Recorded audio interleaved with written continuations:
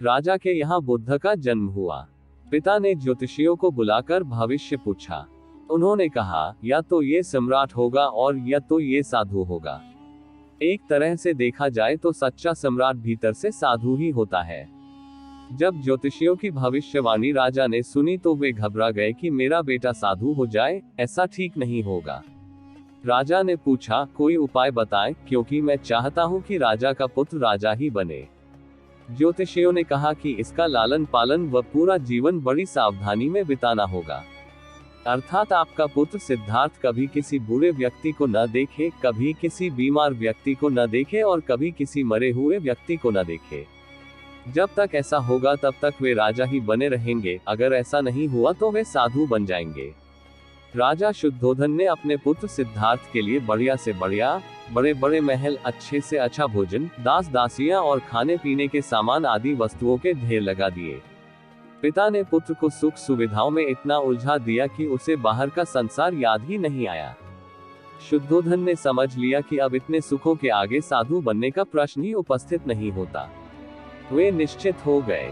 राजा शुद्धोधन ने बिल्कुल पक्की व्यवस्था कर रखी थी कि उनका पुत्र सिद्धार्थ जीवन में कभी भी वृद्ध, बीमार और मृतक व्यक्ति को देख न सके, क्योंकि वे अपने पुत्र को खोना नहीं चाहते थे। ऐश्वर्य और सुख सुविधाओं में बीत रहा था। उनके जवान होने पर एक सुंदर कन्या यशोधरा से उनका विवाह हो गया। विवाह हो जाने पर शुद्धोधन की आधी चिंता मिट गई। अब तो शादी हो गई, अब कहाँ जाएगा? अब तो मेरा पुत्र बंधन में बंध गया है, अब उसके कहीं जाने का सवाल ही नहीं उठता। 1 वर्ष बाद बेटे का भी जन्म हो गया। उसका नाम राहुल रखा गया। अब राजा शुद्धोधन को बिल्कुल पक्का विश्वास हो गया कि अब ये कहीं नहीं जा सकता।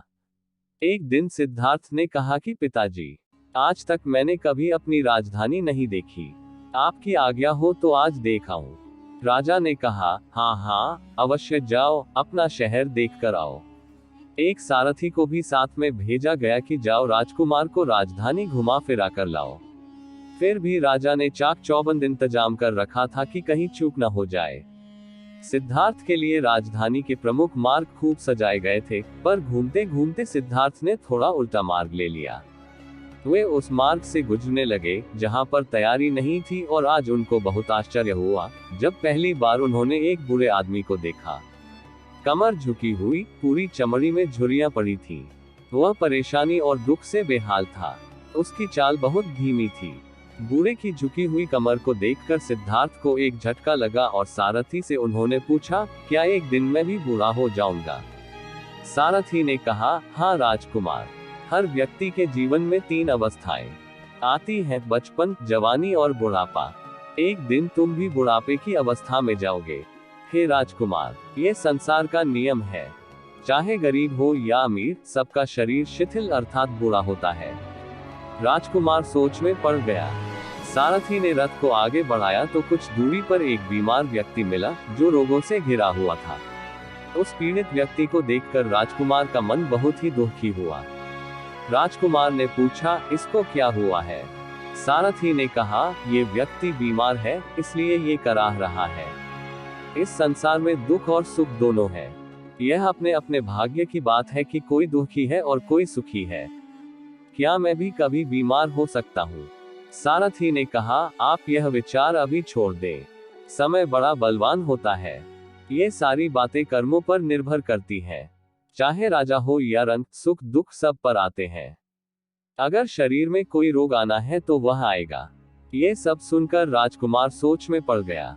सारथी ने रथ को कुछ आगे बढ़ाया तो सामने से 4 कंधों के ऊपर एक अर्दी को जाते हुए देखा। राजकुमार ने ऐसा पहली बार देखा था।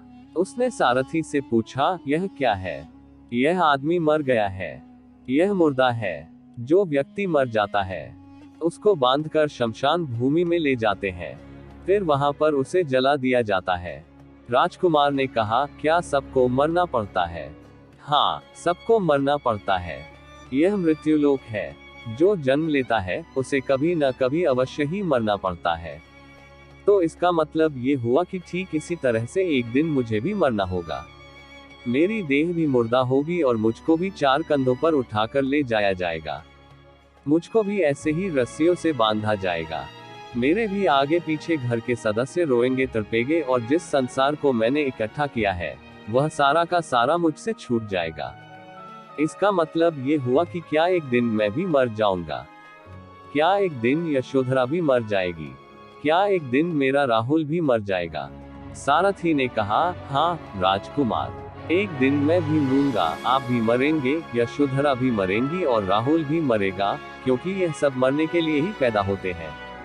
उस रात सिद्धार्थ सो न सके, सोचने लगे कि क्या संसार में इतना दुख है, रोग है, बुढ़ापा है, और ऐसे में मैं खा पी कर कैसे जी सकता हूँ? नहीं नहीं, ऐसा मुझसे नहीं हो सकता।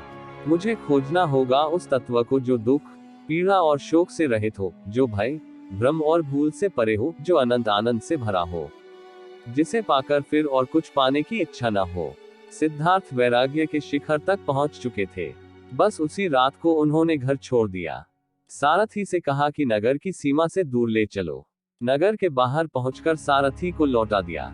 फिर कई दिनों तक वन में चलते गए। एक घने पीपल के वृक्ष के नीचे आसन लगाकर ध्यान में लीन हो गए।